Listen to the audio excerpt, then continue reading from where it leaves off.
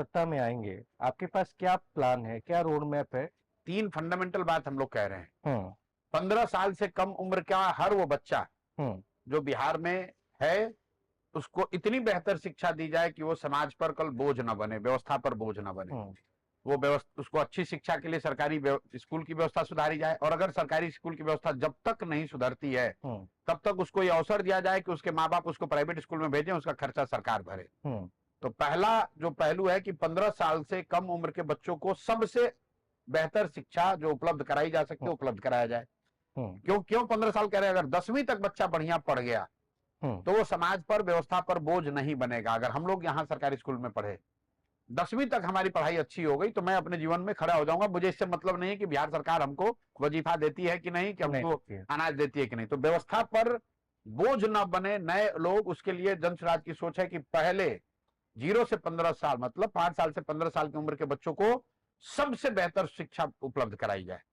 दूसरा, 15 साल से 45-50 साल की उम्र के जो लोग हैं, जिनको पढ़ाया नहीं जा सकता है, आप आकर कितनी अच्छी शिक्षा व्यवस्था बना दें, जो 40 साल का आदमी उसको नहीं पढ़ा सकते हैं, उसको कैसे बेहतर उसकी जिंदगी को बनाया जाए, उसके लिए जन स्वराज का फिलॉसफी है, जो सोच है, परिकल्पना है कि उनके हाथ में पूंजी उपलब्ध कराया जाए।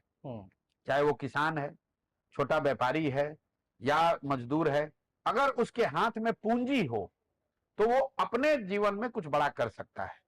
वो अगर सैलून में आज बाल काट रहा है, उसके पास पूंजी हो तो वो सैलून लगा सकता है।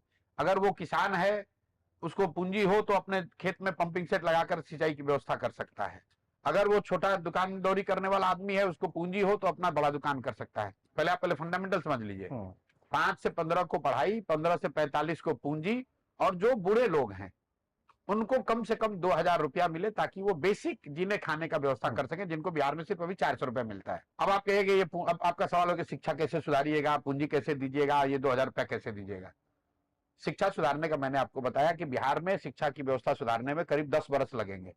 मैं उनमें से नहीं हूं जो कहता है कि मैं कल आऊंगा, कल सुधार दूंगा। 10 बरस लगेंगे, इतनी स्पष्टता है। 10 बरस लगेंगे। और उसका मॉडल जो है कि बिहार में हम लोगों ने देखा है, नेतरहाट एक विद्यालय होता था जो सरकारी विद्यालय है। एक नेतरहाट से 1500 से ज्यादा IAS IPS आज बने हुए, तो सरकारी स्कूल है। अगर नेतरहाट जैसा विद्यालय हर प्रखंड में 5 बना दिया जाए तो बहुत हद तक ये संभव है कि अच्छी शिक्षा व्यवस्था उसके इर्द गिर्द खड़ी की जा सकती। हम लोग 500 विद्यालय हर साल बना सकते हैं, इससे ज्यादा नहीं बना पाएंगे, क्यों? उतना पैसा ही नहीं है।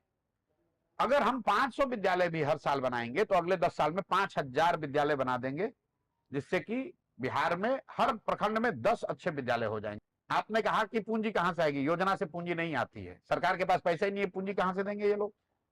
बिहार सरकार का टोटल बजट है 2,46,000 करोड़।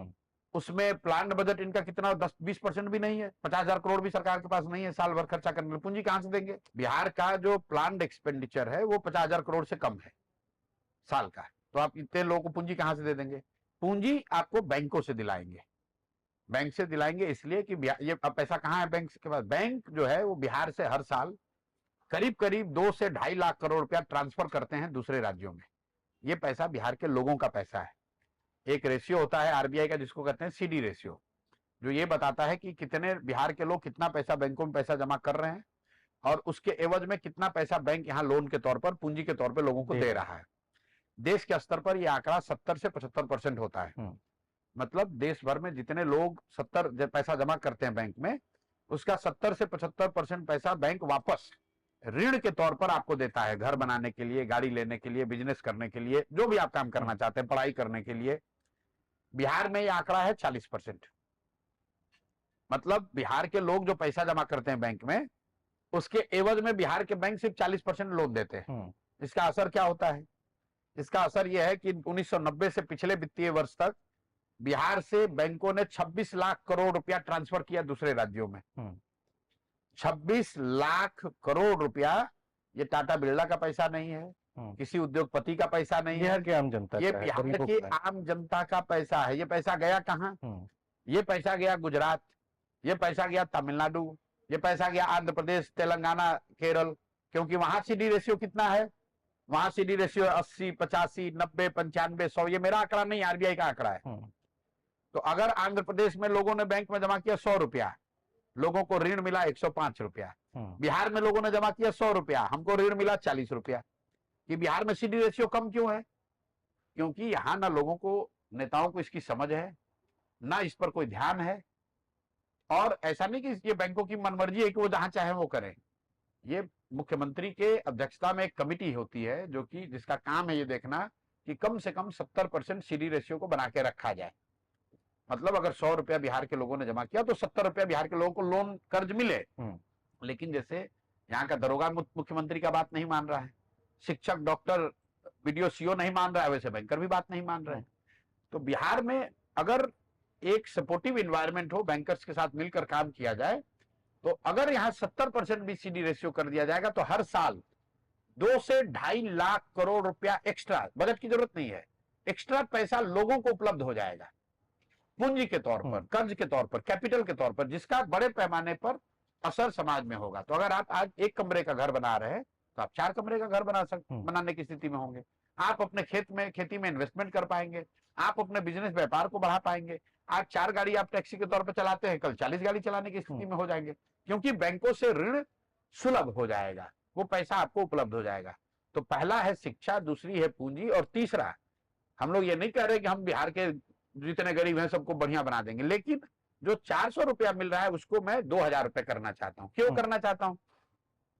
क्योंकि प्रति व्यक्ति जो एक्सपेंडिचर है, जो देश का पर कैपिटा एक्सपेंडिचर का जो डेटा है वो बताता है कि एक बेसिक मिनिमम जो राष्ट्रीय औसत क्या है, मतलब कितना पैसा आप कमाते हैं उससे मतलब नहीं, कितना पैसा आप खर्च करते हैं। पर कैपिटा बेसिस पर मैं चाहता हूं कम से कम 2 से 2.5 हजार रुपया आदमी खर्च करे तो एक डिग्निफाइड बेसिक जो खाना पीना है उतना हो सकता है बिहार में। बेसिक बात यह है कि पूंजी का बहुत बड़े स्तर पर पलायन हुआ है, इसलिए जन स्वराज की जो सोच है कि पूंजी के पलायन को रोककर बुद्धि का पलायन रुकेगा, और जब पूंजी और बुद्धि का पलायन रुकेगा तो श्रम का पलायन अपने आप रुक जाएगा। इसलिए ये 3 फंडामेंटल बात कह रहे हैं। 5 से 15 के लिए पढ़ाई, 15 से 45 के लिए पूंजी रोजगार, और जो बूढ़ा है उसको खाने जीने के लिए 2000